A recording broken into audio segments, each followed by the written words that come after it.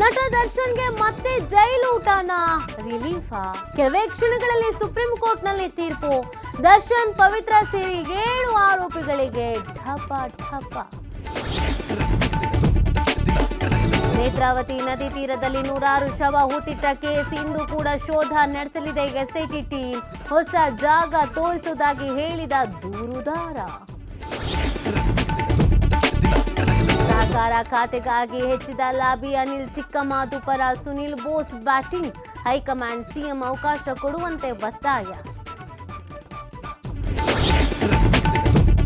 ಕೆಲಸಕ್ಕಿದ್ದ ಮನೆಯಲ್ಲಿ ಚಿನ್ನದ ಬಿಸ್ಕೆಟ್ಗೆ ಕನ್ನ. ಕದ್ದ ಬಿಸ್ಕೆಟ್ ಕರಗಿಸಿ ಆಭರಣ ಮಾಡಿಸಿಕೊಂಡ ಖದೀಮ.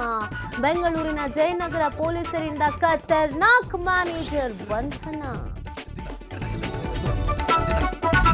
ಶಿಲ್ಪಾ ಶೆಟ್ಟಿ ಕುಂದ್ರಾ ದಂಪತಿಗೆ ಮತ್ತೊಂದು ಸಂಕಷ್ಟ. ಸೆಲೆಬ್ರಿಟಿ ಕಪಲ್ಸ್ ವಿರುದ್ಧ 60 ಕೋಟಿ ವಂಚನೆ ಆರೋಪ.